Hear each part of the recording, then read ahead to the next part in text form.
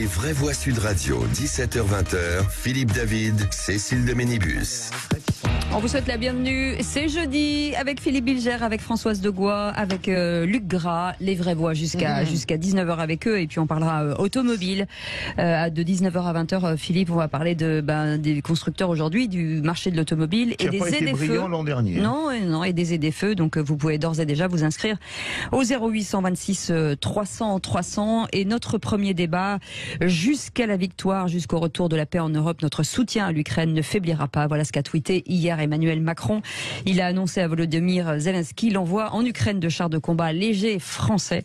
Est-ce que la France a raison de livrer des chars? Pour l'instant, vous dites non à 92%. Petit tour de table, Philippe Bilger, sur cette situation. Là, Cécile et Philippe, à la fois, il me semble que Emmanuel Macron, dans son rôle à l'égard de cette guerre, n'est pas médiocre. Je veux dire par là que, à partir du moment où on considère que la responsabilité de Poutine est exclusive, je ne parle pas des problèmes géopolitiques, dans la responsabilité de l'invasion, il me semble que Emmanuel Macron tente de faire le moins mal possible avec les données qu'il a. Je veux dire, il a invité à ce qu'on donne des garanties à Poutine, et ça n'était pas aussi maladroit que ça.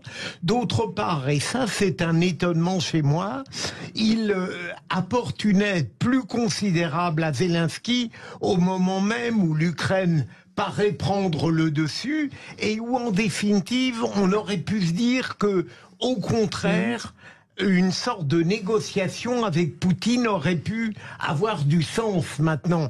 Donc, je me comprends mal moi-même, mais j'ai l'impression que Macron fait ce qu'il peut, qu'il cherche à la fois à négocier, cherche à la fois à satisfaire Zelensky, et qu'en définitive, tout ça nous laisse dans un état de grande tristesse. Françoise Degois, sachant qu'on avait déjà livré des canons César, est-ce que c'est un pas au-dessus, on monte un cran avec les AMX-10 RC?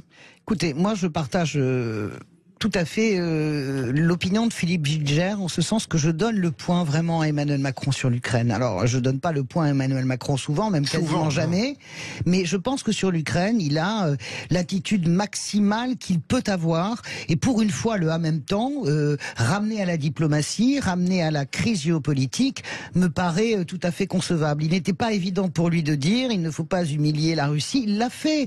Il l'a fait à un moment où tout le monde est tombé dessus. Moi, par exemple, je l'ai soutenu parce que je pense qu'il faut continuer jusqu'au bout, même à continuer à discuter, à afficher la volonté, en tout cas, de discuter avec Poutine. Sur les chars, je vais vous expliquer une chose. Ça va faire 1 an maintenant.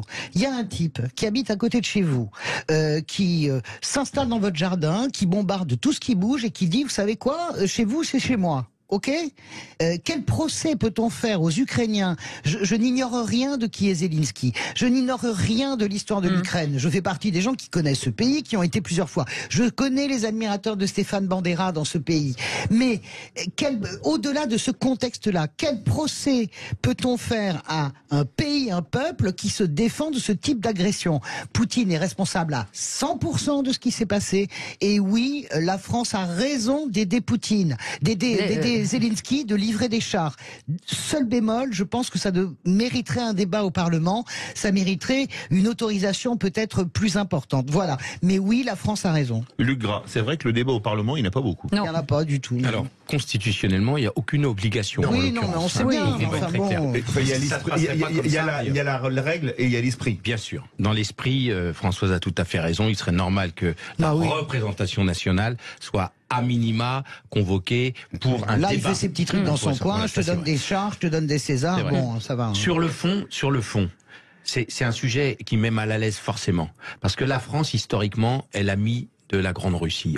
Les Français ont, depuis Général de Gaulle et même avant, ont un lien fort. Depuis Pierre le Grand et Catherine II, surtout. Alors, Alexandre III. Après, le problème, c'est qu'on se retrouve avec un homme, Poutine, et son clan qui ont confisqué, en réalité, le pouvoir. La démocratie n'existe pas en Russie, c'est un clan qui tient. À partir de là, on n'a pas 36 solutions, on est en situation de guerre.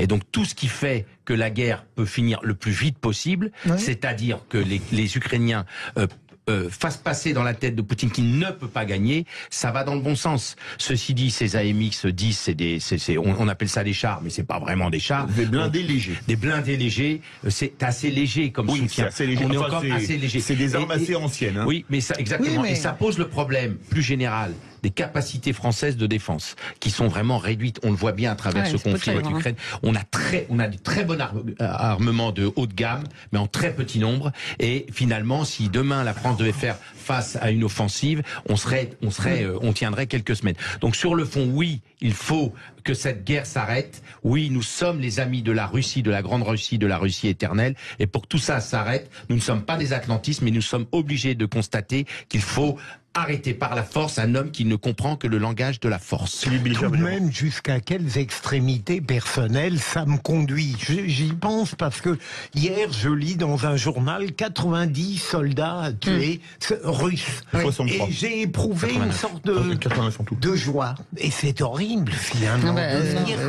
Oui, non, c'est intéressant que vous ayez cette honnêteté de le dire. Non, moi j'éprouve, voilà, le chagrin. Et oui. C'est Kessel qui disait c'est toujours les mères qui pleurent. Non, mais j'aime vraiment cette phrase parce que voilà, il y a un moment donné, il y a quelqu'un qui va aller taper à la mère à la porte d'une babouchka russe ou à la porte d'une femme ukrainienne et lui dire votre fils est mort. Voilà. Et donc j'aime la guerre ramenée dans un conflit qu'il n'a pas voulu. En plus, ils ne demandaient rien, ces mômes qui étaient dans leur dortoir. Bon, ils ont utilisé probablement leur téléphone portable. Donc je suis d'accord avec tout ça. Je crois que avec l'idée qu'il faut cesser, il faut poser les conditions d'une paix, mais la paix ne peut se faire qu'avec un rapport de force égal. Et là, il faut aider Zelensky à avoir un rapport de force égal. Et vous restez avec nous dans un instant. Ça fait du clic sur les réseaux sociaux avec Félix Mathieu.